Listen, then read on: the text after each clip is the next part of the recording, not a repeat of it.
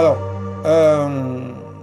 je viens donc de finir la partie, l'introduction, hein, qui a été un peu plus riche que d'habitude parce qu'il y avait de quoi en parler. J'aime pas bâcler cette étape-là parce que euh, pour faire une bonne planification, il faut avoir de l'assise, il faut avoir du coffre, il faut savoir de quoi on parle. Donc, il est important, hein. Planification de projet, ça veut dire que le projet existe. Avant que le projet n'existe, qu'est-ce qui a été fait? Est-ce que ça a été fait dans les règles de l'art? Parce que j'aurais besoin de ces informations. Maintenant, ces choses ont été faites avant de faire ma planification. Est-ce que le lancement a été fait correctement? Est-ce que les éléments dont j'ai besoin ont été, sont à ma disposition? Important. Et quand j'ai réuni tous ces éléments-là, je peux effectivement démarrer ma planification. Alors, nous sommes maintenant dans les fondamentaux, hein, de la planification de projet. Et donc, si je devais résumer tout ce qui se fait dans la phase de planification, tout cela, je l'ai dit tantôt, vous l'avez compris, c'est se poser la question de quoi et du comment. Donc, ça, j'estime que c'est définitivement compris. Maintenant, comprenez que ce groupe de processus de planification va mettre en place ou va élaborer un document capital qu'on appelle le plan de management de projet. Et ce plan, ce document capital va détailler, hein, la façon dont tout le travail sera accompli tout au long du projet. Donc vous voyez que ça va au-delà de notre échéancier. L'échéancier y est, mais c'est un élément parmi tant d'autres. Ce document clé qui s'appelle le plan de management de projet va inclure un certain nombre de composants, un certain nombre d'éléments, à savoir le plan de gestion d'intégration. Ce plan qui va nous permettre de savoir comment allons-nous intégrer les différents éléments qui gravitent autour du projet. Le plan de gestion du périmètre.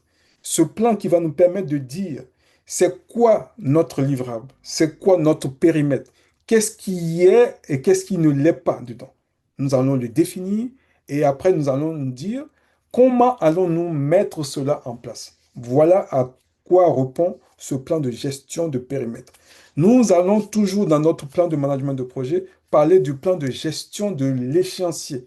Celui-là même qui nous permettra de dire que voilà, telle étape ou telle activité de notre projet doit commencer tel jour et doit finir tel jour parce que on aura avec cela identifié le quoi et le comment. Le quoi serait quoi? Serait quoi comme activité, quoi comme ressources nécessaires, quoi comme délai. Et avec ces éléments, on va chercher à les mettre en séquence pour pouvoir élaborer un échéancier. Le plan de gestion des coûts. Voilà aussi un élément qui fait partie du plan de management de projet, qui fait partie de notre planification, hein. Nous allons nous poser la question de savoir c'est quoi les coûts, hein, associés à notre projet et comment allons-nous gérer ces coûts-là tout au long de notre projet. C'est là où on va se poser des questions sur les outils qu'on va utiliser pour pouvoir traquer, hein, c'est la consommation de notre projet. Il y a le plan de gestion des ressources. Oui, nous allons aussi, le projet se fera avec des ressources. Mais là, il n'y a pas que des ressources humaines. Il y aura des ressources matérielles, il y aura des ressources financières, des ressources humaines. Donc, nous allons nous poser des questions. Qu'avons-nous besoin? Qu'avons-nous besoin? Et là, j'en profite pour faire une petite parenthèse, pour vous parler un peu de la puissance de, d'un outil qu'on appelle le WBS, le Work Breakdown Structure, le fameux organigramme des travaux. Celui-là, qui nous donne de la visibilité sur tout ce que nous aurons à faire. C'est un passage obligatoire dans une phase de planification. S'il y a quelque chose à savoir faire, à maîtriser, c'est lui.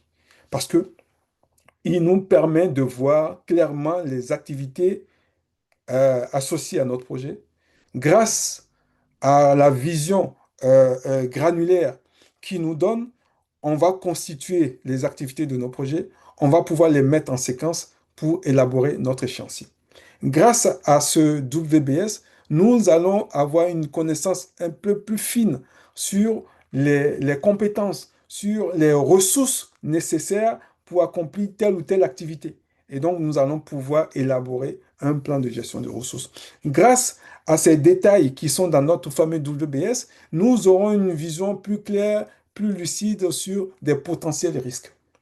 Et nous allons pouvoir les identifier, y apporter des réponses quand c'est nécessaire.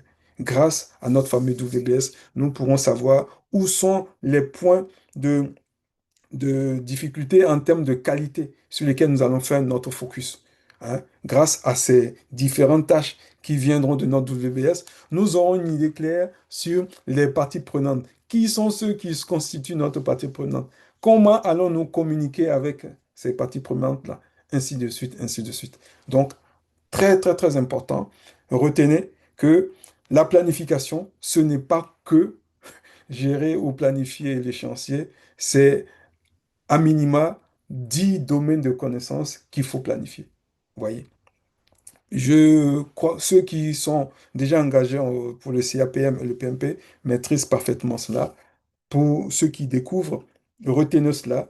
Quand vous serez sur le chemin, ça va beaucoup vous aider parce que c'est un élément clé dans le parcours vers une certification PMP.